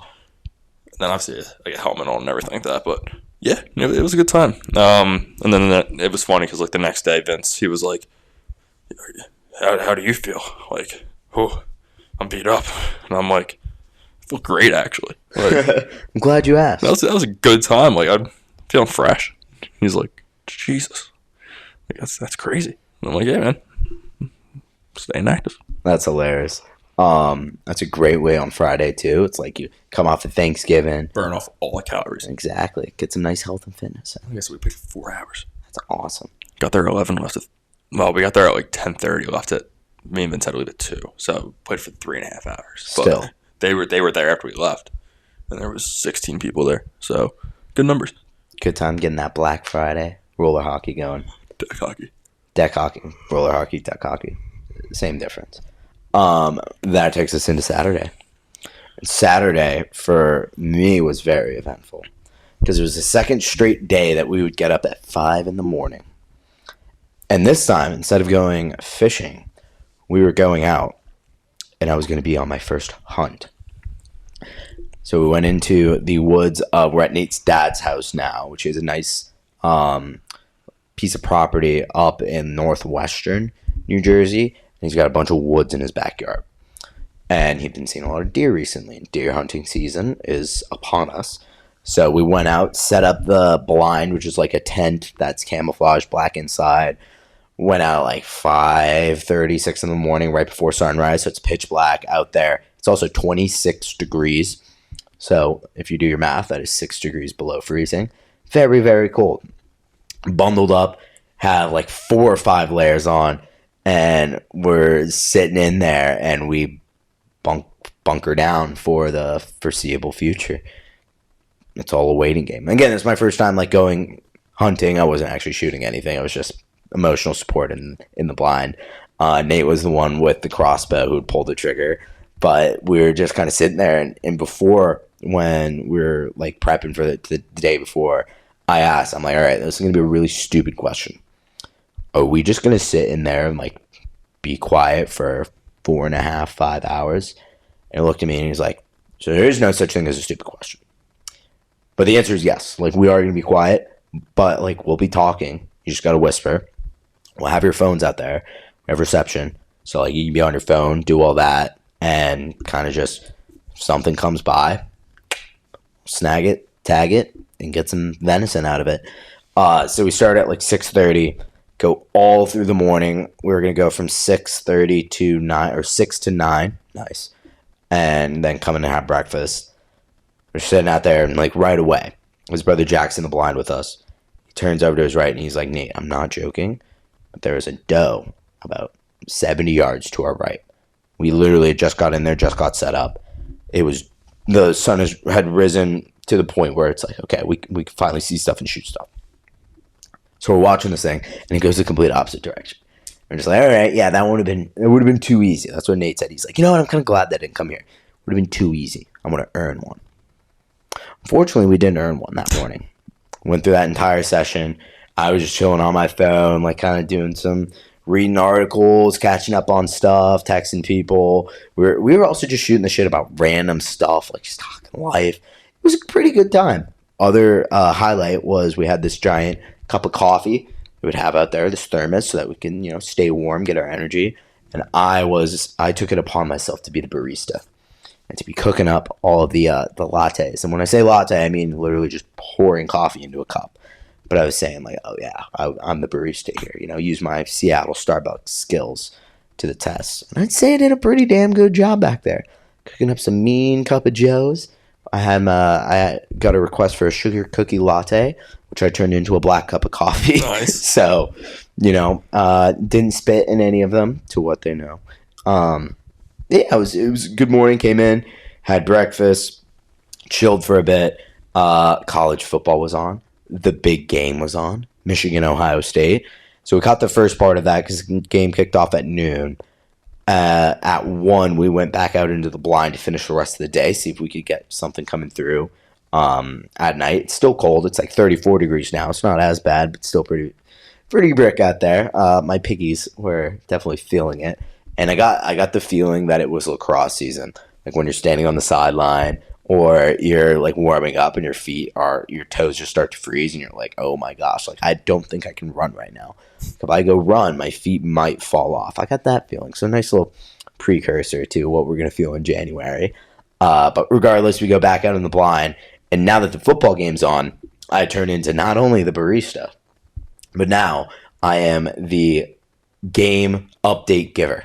So I'm watching the game. Every time a big play happens, I just whisper, Ohio State's in the red zone. Michigan's in the red zone. Michigan just scored. Giving all the updates, having the game ready to go right there. Great time. Michigan with the big win. Huge game-sealing interception at the end of the game. Honestly, an upset in my opinion. I thought Ohio State was going to pull it out. And then that led right into the highlight of my night, which was the Apple Cup. I'll get into a specific memory about that later on in our moment of the week. But Apple Cup, watched that out there. We get to 5 o'clock. We hadn't seen a deer since that one we saw in the morning. So we wrap everything up, call it a close. That was my first hunting expedition. Came back in, had prime rib. His dad cooked it up nice and perfect. Great meal. And then rested up for the night. Called it the day. That was Saturday. Sounds like a great day. It was a long day at that, and definitely like a different experience for me because I'm a very active person. I like to be moving around. So it was weird to just sit still and not do anything for 9 hours, except talk and be on your phone. It was a weird experience. Would I do it again? Honestly, probably. Like it was cool. It was a fun exercise. Like if you're doing it with the right people, it can be sick. 'Cause it's just like kind of time to escape the world and chill out with people. So I liked it in that respects, but definitely as somebody who likes to move, not not an activity I could see myself doing constantly. Yeah. Like every single day. It's a special occasion type of thing. Yeah, definitely. But very positive experience, I would say. That's good. That's good. Anything crazy happen on your Saturday? Nah. I guess like earlier, Connor had his birthday on Wednesday, but his like family party was Saturday, so me and my mom stopped by there for a couple of hours. That was a good time. Other than that, Saturday I got some shots up. But yeah, that was basically it. Nothing special on Saturday. And that kind of wraps up my week too. Sunday we got back to Nate's mom's place. Went and got the Christmas tree, as I mentioned. Got that all decorated. And then we had like another kind of mini meal before heading back to school and reconnecting here. And I got to watch 7 hours of commercial-free football. Oh, yeah. On the drive back. Got back here and just kind of reset and reflected on the week. It was a very busy week, but it was a good week. I'd agree with that. And I think, speaking of weeks, Moment of them. it is time for the moment of the week. Are you ready to go with yours? Yeah, and I talked about it earlier, but I just can't get over the pumpkin pie, dude. I know when we started doing the moment of the weeks, we said this can be a good, bad, it could be anything. And that pumpkin pie, if I showed you a picture, you would get it. It sums up that Thanksgiving in a whole. And Or in a slice? not in a whole like what happened at Thanksgiving, just like the food in general was unmistakable. Like you can't, Like I was about to go on Yelp. It was that bad? You were going to be a reviewer? Yeah, I was about to make a fake account. I wasn't actually going to do this, but like that's how like some people would have done that. Like there's a Karen out there that after that she went home. It's like they didn't have fucking pumpkin pie. When I asked for it, they came by and gave my table a single slice. Like Underbaked. Not even cooked. No good for you. Like Jesus. Like I'll forever remember that. And it's the moment of the week. That because was of my that. moment of the week. I like that pick. I can see the passion in your voice, Also too. had a crazy one-time goal on Friday playing some puck. I actually played with a ball, but We're going to call it puck. we're gonna call it puck. It's down school. Yeah, but I had a nice little one-timer, so that was fun. Got top cheddar on a slapper. Top cheddar. Chopped chetty on a slappy. Yeah. Yeah. I like that little honorable mention thrown in. Yeah. For my moment of the week, kind of give a little hint here a moment ago. We're going to go to the Apple Cup. So we come in from hunting. Dinner's all wrapped up. Sit and watch the game. It's a tight game. So the Apple Cup, for those who aren't familiar, that is University of Washington versus Washington State. Big in-state rivalry in the state of Washington. Seattle against Pullman. It was in Seattle this year. Huskies are 11-0, number 4 team in the country, fighting for a college football playoff bid. Cougars started off the year 4-0, upset Oregon State. They were ranked, dropped the next 6 games in a row, beat Colorado last week, so they're 5-6. They're fighting not only to break up their arch rival's perfect season, but also to get them bowl eligible. A lot on the line here. Wazoo won the last time that they were in Husky Stadium, knocked them off. Crazy game. I don't know how they won still. Regardless, my pregame prediction, because Nate was asking me, he's like, so where do you stand in this rivalry that? And where I am is, like, I have always rooted for Washington State. I've been a fan of the underdogs for a while. But this year I wanted the Huskies to win. Because I've been a UW fan this year. Call me a bandwagoner. But I like that they've been playing well, and I want them in the college football playoff. Last year, the Pac-12. Let's get some Pac-12 representation, even though they're going to the Big Ten. Regardless, so game is going back and forth. It's a great game from the start. Wazoo's in it. My pregame prediction was that UW was going to beat them by 30 because Washington State is incredibly inconsistent. Yeah. And there's a phrase that gets thrown out a lot. It's called couging it. And that is where they get a giant lead. They get any sort of lead, and they blow it. They coug it. It's a known thing. I don't know if I brought up the story, but when I went to the Stanford game a few years ago, it was a while ago, while my sister was in college, but they were playing the ranked Stanford with Christian McCaffrey. Comes down. They've been winning the entire game. Stanford makes a comeback. They have a chance at a game-winning field goal. 30 yards out. I'm standing in line with the field goal post as the kick goes up. He misses, and I'm like front row ready to run onto the field and storm the field. Misses. You can hear a pin drop in the stadium. They cooked it. All that is to say, we lead up. Cougars have a lead. Huskies are fighting back. Their offense finally gets some firepower in the second half. And we get to a crucial play. The game is tied, I want to say at this point, late in the fourth quarter. It is third or fourth down. I think it's fourth down. Huskies have the ball around midfield. Snap the ball. And they're running a play-action fake, or like triple option. So Michael Penix has the ball, takes a snap. It's 4th and 2. Seems to hand off the ball to his running back right up the middle, and the Cougars collapse. They are right there. It looks like that play is going nowhere. I think they needed 2 yards. That thing was going to lose them 5. Fake hand off the ball, and I say fake because he didn't hand him off the ball. Takes it, and I'm sitting on the couch. Nate's dad's to my left. Nate's all the way on the far left. His brother's on my right. His brother screams. He's like, oh my gosh, it's never going to work. What are they doing? I see the trick right there. It tricks the camera. The camera zooms in on the running back. I see Penix has the ball. And I see he's rolling out, and he flips it to Odunze, their star wide receiver, who's coming on a reverse, the other way around the field. And I just slowly stand up. My eyes light up, and I scream, he doesn't have the ball! He doesn't have the ball! As the cameraman adjusts, finds Odunze running for a first down and 25 yards to get them into field goal range. And they go out, line up for the game-winning field goal. Michael Penix can't even watch it. He's petrified. He's like, I don't know if I can be around for this game to go to overtime, whatever the score was. But the kick goes up. As time expires, it goes through. And the Huskies stay undefeated. It was a crazy good game. Great games overall from rivalry week. We also had Alabama-Auburn. The Iron Bowl, a good game. 31-yard 4th and goal. And a perfect pass from Jalen Milrose. Crazy. Unbelievable. But yeah, that is going to be a long-winded moment of the week. That's a good one. And now it's time for the draft. This one I'm going to go over to Lord Nicholas because he has the draft idea for today's episode. I do. So we talked about earlier how after Thanksgiving end, you are able to now celebrate and get joyful for Christmas. Absolutely. With that being said, we are both 21 years old. That means we've had, or you're not 21 years old, I'm 21 years old.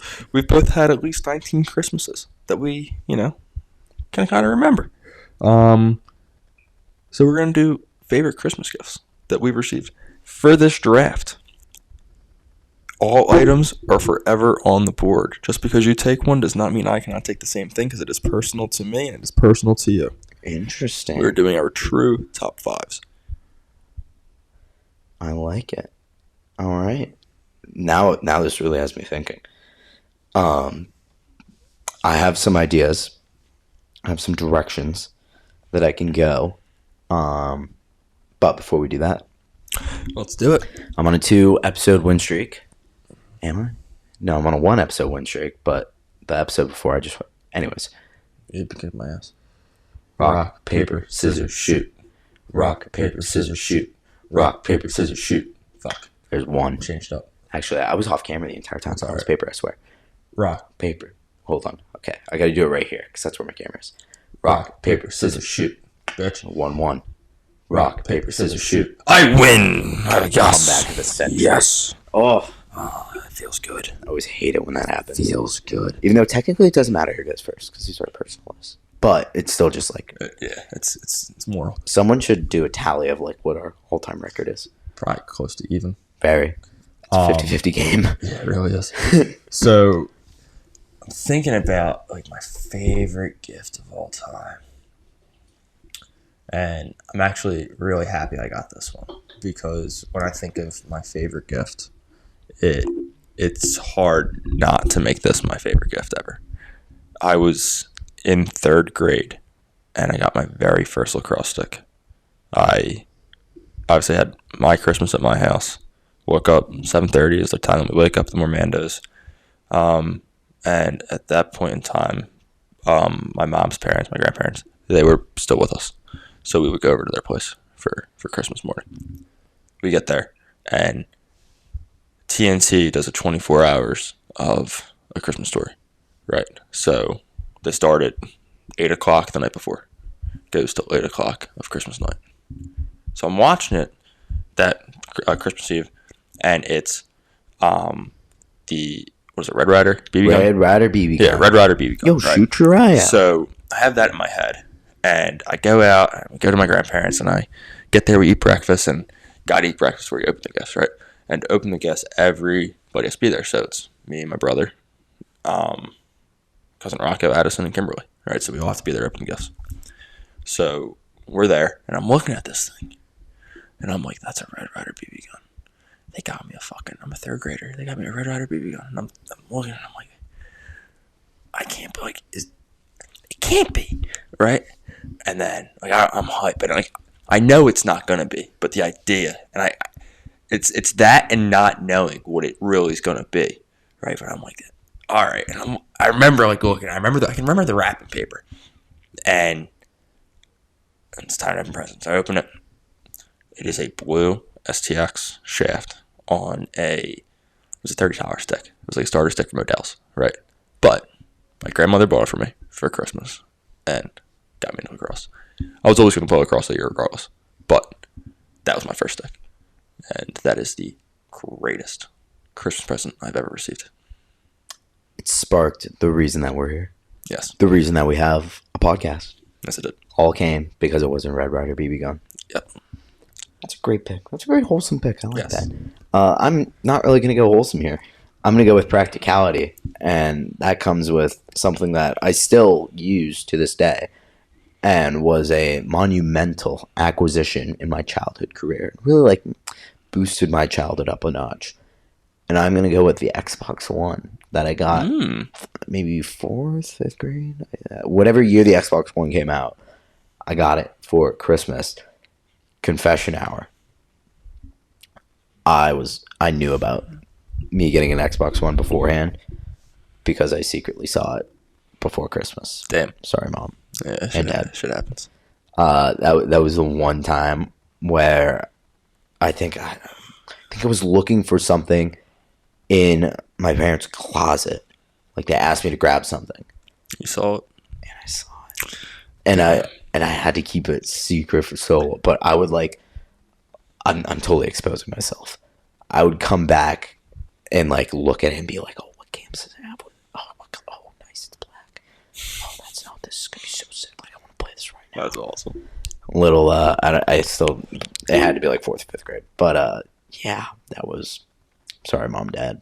But I put on a good show when I saw it. It was, no way. Hell yeah. How did you know? Hell yeah, you did. But number one, Xbox One, because I still use that to this day. That's great. I'm actually going to steal your motive there. I'm going to go with my PS4. I got my PS4 my freshman year of high school, right when Fortnite came out. Yeah, that was my grandparents. They get me and my brother one big gift usually every year. That was the gift they got us, was a PS4.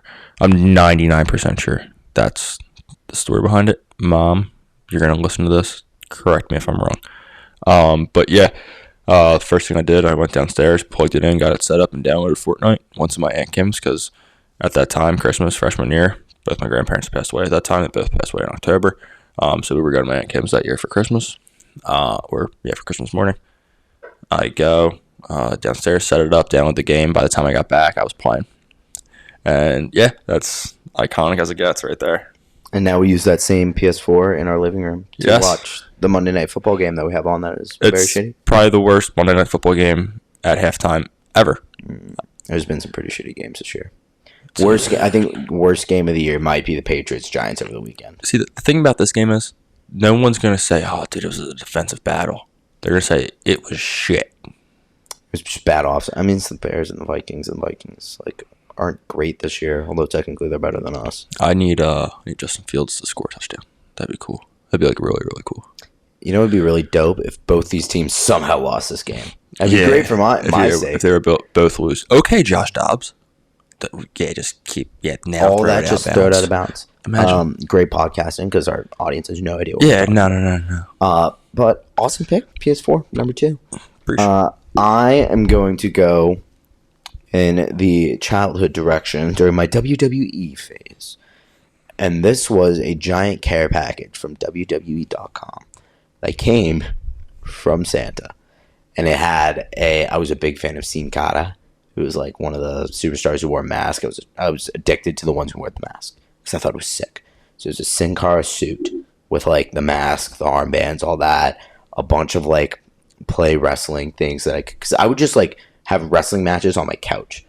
Like I'd have this Rey Mysterio dummy fucking jump off the corners. I'd be getting RKOs. I'd be pretending like I'm going to war with this thing, and it was awesome to say the least. And that one was like just peak in my WWE phase where I was like, oh my god, I think I got the video game along with that. And I was like, this is the greatest thing ever. So much fun.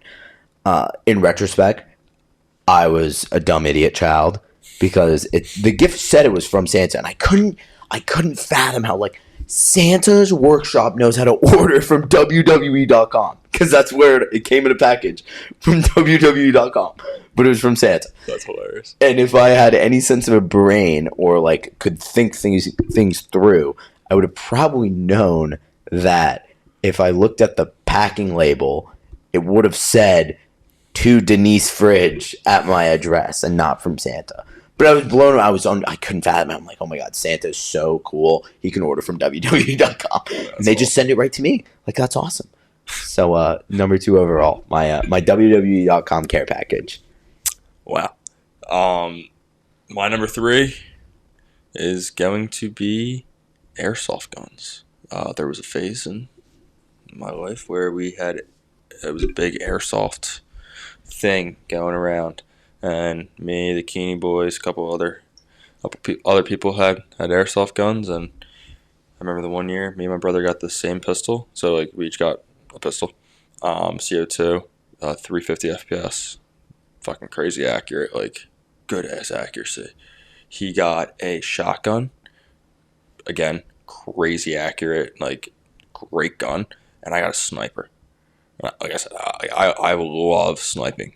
Give me a Call of Duty, Fortnite, like all that. And I was playing Fortnite earlier, and I literally said I'm going to use only a sniper to kill people, and I ended up dying because that's what happens when you do that. But yeah, like I love snipers and got that, and oh my god, great times. And before that, like me and my brother got battery powered, like I don't know, like ARs. They weren't like AR-15s, but my dad bought one for himself too.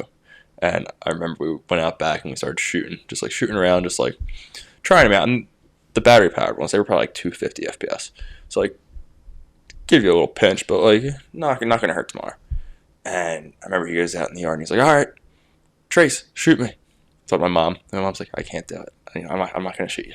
And he's like, "All right, Vincent, shoot me." And Vince just lights him up. Whatever. Yeah, airsoft guns. We had some good battles back in the day. I was always out there doing target practice, you know. Then we ran out of CO2 and the pistols got busted. So the sniper that thing was so good. Yeah, I've never shot an airsoft gun in my Really? life. No. How about paintball guns? Oh yeah, I was gonna say you went last year. Yeah. Paintballing is very fun. Yeah. Airsoft it's more realistic because they're No bullets. Yeah. Good pick though. Thank you.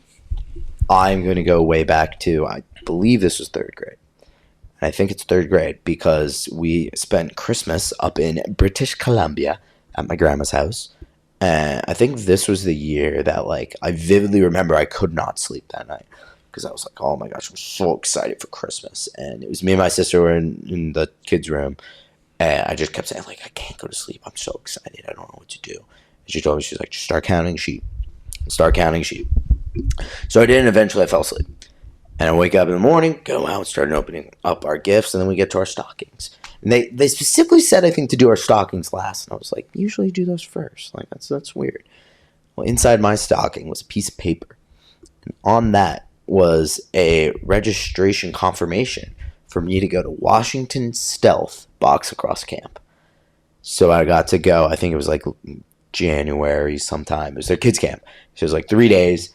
Comcast Arena where they played their games, and it was box lacrosse camp. And it was so much fun. I was like one of the youngest kids there, and they did a bunch of like obviously games and activities. One of them was a celebration shootout. I remember this vividly. You go down, you are 1-on-1 with a goalie. If you score, you get to do a celly and move on to the next round. So my celebration, the coach told me, I think this was Chris O'Doherty, who like I work with now at Cityside. That's awesome. very full circle moment here. It was either that or Reese Dutch, who just retired. Regardless, they tell me, they're like, yo, Friggy. Call me Friggy, because this is actually like the origin of Friggy almost. They're like, Friggy, you gotta do a, what do you call it when you just like throw all your gear off? Yard sale? I don't know what it's called. Actually, I'm totally blanking on what it's called. We'll say it's a yard sale, but like just throw all your gear everywhere and just like go crazy. So I go down, fake near side, go far side, score. And Lewis Ratcliffe is running the camp, and he looks at me, and he's like, "What's your celly?" And I think this is on video, and I just like look at him and just chuck my stick in the direction of him. I didn't hit him, but I just chuck my stick, throw my helmet off, throw all my pads. I just start going nuts, and then I went up to, I think it was Reese Dutch, and like jumped into his arms, and he was gonna Simba me like up into the air, and it was hilarious. Like, cause literally there was just a second pause. That's awesome. Of me like, oh shit, I have to celebrate, and then just almost killing one of our coaches. Also, I had a couple like legendary goals and game-winning goal, I think, in the scrimmages that we had the next day. But that celebration shootout, all because my gift was going to a stealth lacrosse camp. Wow. Number 3 pick. That's a good pick. For my number 4, I really do feel bad, like, especially for, like, Santa and my parents that are listening. Like, I'm probably leaving out a lot of really, really good ones. I'm actually kind of struggling to remember. Like, I have a bad memory of this. Yeah, obviously I'm grateful for everything, but, like, Same. I'm really trying to, like, think of, like, the memories I've been able to get out of the gifts, I guess you could say. And my number 4 pick is, I got tickets, I brought this up before one of our podcasts, to the NCAA semifinals. And I remember getting them on Christmas, and it was like, felt like it was so long away. Because it was like May. And it was like, all right, yeah, in May we're going to go down to Delaware and go see it. And I remember that morning waking up, going to IHOP in Delaware, getting chicken and waffles for the first time ever. Eating chicken and waffles, getting a clean plate. First, clean plate club, come on now. Going down there, seeing the games, like, it was a good day, and I remember that, so that's going to get my nod at 4. I like that. Yeah. I'm going to get back into young Friggy days. And this one is, do you remember Spy Gear? Yes. So one year, I got the Spy Gear RC car that like had a little camera on it. You could control it, and you could go spy on, like, you could spy on my sister, or like you could just go spy on things. I don't know what I needed to spy on when I was in 3rd, 4th, 5th grade, but I loved this thing, and I played with it all freaking day, and it was so much fun. So I gotta give it a nod, the little RC Spy Gear thing. RC Spy. And again, I'm kind of struggling to find like pigs. Not that I think you put it great. Like, I've had so many good memories from Christmas, but like, I don't know if I can think of specific stuff right now that hasn't been in the last 4 years that I picked out for myself. Like, I can give some like really, really good honorable mentions, but like they're honorable mentions. Mm-hmm. Like, I mean, the only other thing I can really like, not it's not even the only thing, but like the amount of video games I've gotten as a kid. Like, how many Call of Duty games have I gotten that have been amazing? Yeah. But like they're all my honorables. I think when it comes down to 5,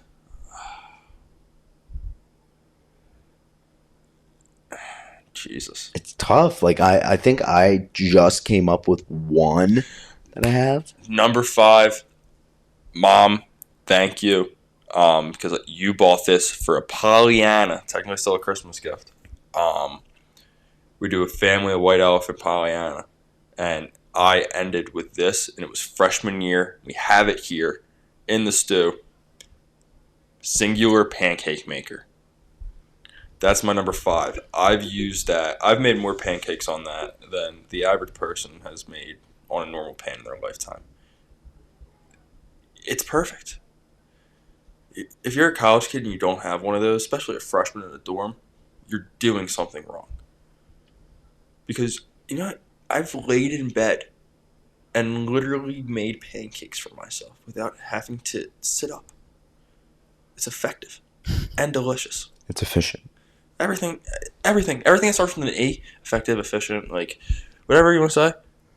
Awesome. Exuberant, ecstatic, edible.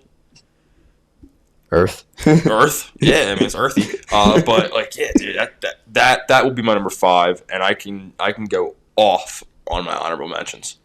But before we get there, your number 5. So I think my number 5, and I think this was a Christmas present. I really want to think it was a Christmas present. And that is going to be my Aaron Rodgers jersey that I got. I don't even know how long ago it was. Fun fact, it is still too big on me. And I've had this thing for years. Is it a large? It's an XL. Ah, shit. It is still too big on me. And I think it's hilarious. I think I got it. It had to be elementary school, maybe middle school. But I think it was my grandma. Either grandma or grandma, which those are two different people. Grandma, no D. Grandma with the D. California grandma. Forget who got it for me, but it was one of them. And I was so excited because it was my first NFL jersey. And I loved it. And I hope it was for Christmas. Definitely could have been a different holiday. Maybe my birthday. Probably Christmas. I'm going to say it was a Christmas gift. It was a Christmas gift. Yeah. My Aaron Rodgers jersey coming in at number 5. So, for honorable mentions, like I said, all the games that I've probably ever gotten because I played the shit out of them. I can echo that. I will say Tracy still gives one of the best stocking stuffers every year. I don't know how you guys are back home. We have a parking permit in Prospect. You have to pay to park on our streets, so it's $14 for the year. It's you put a thing in your car and you're good. If you don't have it, you can get a ticket between the hours of 3 a.m. and 6 a.m. Because those are the no parking hours for non-Prospect Park residents. And another Prospect Park rule is you have to be facing the right way. So you have to be facing the way in which a car would be driving down the street. So yeah, that's not how it works on my street. so I mean, it's actually very, very dangerous if you do not have that law. I can see why. Yeah, so I mean, benefits and all that, but it's sometimes it's like bites you in the ass when you park and you go, I have to fucking turn around. Okay, now let me turn around. Okay, now I'm parked again. Yeah. So yes, but she does give parking permits every year, and that's always nice, so you don't have to get them yourself. Another honorable mention. I've got one. Let me hear it. That would be. I think this was sometime in high school. My mom hyped this up where she was like, "Oh, I got you like a good gift. Like you're gonna love it. And it's a surprise." Because this was one of the years we kind of had a shitty Christmas. Like I think it was 2020 or something, where we bought all of our own gifts. We knew what we were getting, and we decided Christmas Eve to just open everything up. And my dad threw a hissy fit. But I think it was the next year we're like, okay, we're gonna actually have a couple surprise gifts. We're like, yeah, we'll buy some stuff for yourself, but we're gonna have some surprise gifts. My mom was happy to. She's like, I got you something you're really gonna like. You want to guess what the item was? It was a hamper for my clothes. Turn up. That had like I think it was like a foldable hamper, and she was like, yeah, isn't that like awesome? I was like, it's useful. I am in high school. I wasn't expecting this, but like, cool. I've also actually gotten a hamper for Christmas as well. The Eagles one that I have, that is a hamper, and it is a cooler. It's a tailgate cooler also because of the lining. You can fill it with ice and fill beverages in there. Yeah. But hampers, they're good. They're useful. You need them. And it was a surprise gift. I did not see that one coming. I love, always love getting the fresh Nike socks for Christmas. That's always nice. You know what I completely just goofed on? That probably one of the best Christmas gifts. We got the Wii when I was like in. I was gonna say Guitar Hero. First grade, and we ripped the shit out of that. Yeah. Oh, that is such a fumble on my part. Yeah, I don't know if I thought about that earlier too. I don't know if I got Wii for Christmas, so that was the only thing. Because I also thought about the Wii because it's so iconic, but I don't know if I got it for Christmas. I feel like I might got that like in the summer. But yeah, Guitar Hero is another one because that definitely was Christmas. Yeah. Remember singing "Eye of the Tiger" as like a 7-year-old, just karaoke and the shit out of it. Karaoke and roll. Shout out to Step Brothers. Yeah, good times. Other honorable mentions. All the lacrosse shit I've ever gotten. Yeah, all the all the new gear, cleats, any other like special lacrosse gifts that have come my way. Very thankful for that. This year, probably gonna ask for some new cleats. Talk to Santa on that one. Definitely need new cleats. Definitely for the last ride. I did just send in a Black Friday or Cyber Monday today. Sent an anonymous link for Nerd of the Year. I want a book. I want David Goggins' memoir, the second one. There you go. because I got Can't Hurt Me. I want to read Never Finished because I want to sharpen my mind. I want to make it unbreakable. Very nice. But besides that, probably gonna go on a shopping spree. Just like hit the outlets. Yeah, I did some good shopping over break. Didn't get all my gifts, but I have all my ideas down, and most of my gifts bought. I did today get gifts for my family, and I think I did a pretty good job this year. I did a great job last year. I got my mom this book to write down passwords. It's called What the Fuck Is That Password? Because I swear they cannot remember a password if their life depended on it. They change every single one 35 times a year because they go to sign into an account and they can't remember it, so they forgot password. Jesus. So I got the book where you just write it down. Yeah. And she's been using it ever since, and it's That's very awesome. helpful. For my dad, I got him a new grill set. Nice little travel case, so they use it when they're camping. They use it all the time. That's good. Home run. And I got my sister, I want to say a portable charger that she Nice. uses a lot. But again, I fucking crushed it last year. There you go. And I think I did a good job again this year. I thought I did stuff. I also thought I did a good job last year, and I actually think I did a better job this year than I did last year. But yeah, that's always a good thing. It's something you strive for. And I think the best gift that I got last year was a free trip to Boise for circumstances that weren't the greatest, but a free trip to Boise and a stay at my home all by myself. Yeah, where I it's can always hang out nice. with all my friends. Oh, and another honorable mention on my end. AJ Brown jersey I got last year. Fire! Sick. I think that was a pretty good job. Let's do a recap. You start us off. So my number one pick was the illustrious Xbox One, Xbox over PS4. My WWE care package from Santa. My stealth lacrosse camp ticket, but up in British Columbia. I love saying that. My Spy Gear RC car, and my lovely Aaron Rodgers jersey, which is out of style. And I probably need a Jordan Love jersey this year. Hint, hint, hint. Winning game. You guys have. We have 5 of them. Yeah. Including one on Thursday. Hell yeah. Continue. Still haven't bought that jersey, though. You said you were going to buy it.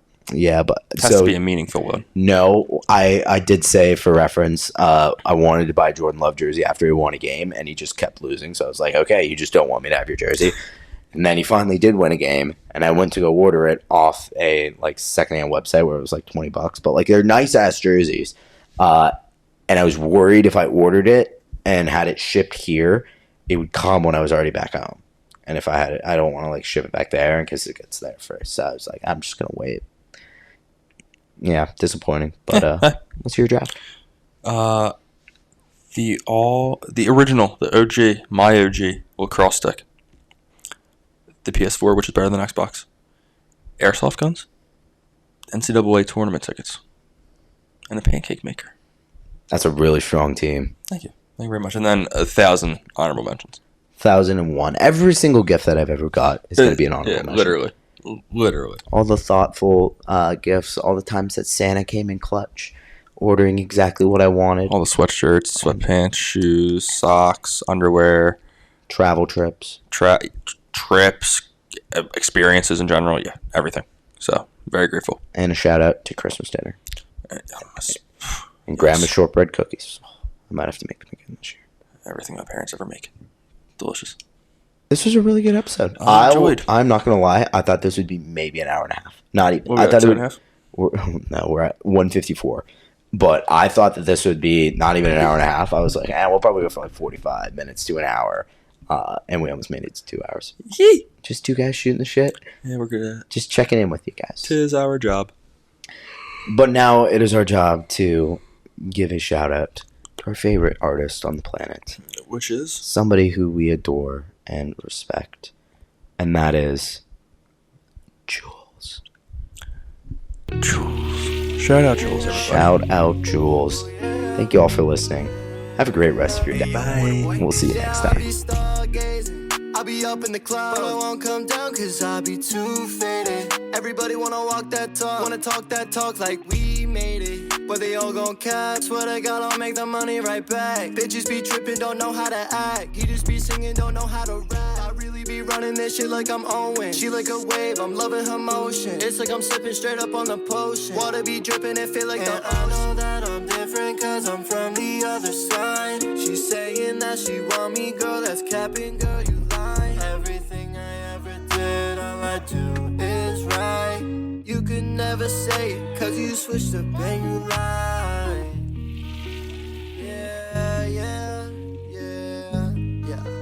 Had to switch up and you lied. Yeah, I'll be stargazing, I'll be up in the clouds, but I won't come down cause I'll be too faded. Everybody wanna walk that talk, wanna talk that talk like we made it, but they all gon' cap. Swear to God I'll make the money right back. Bitches be tripping, don't know how to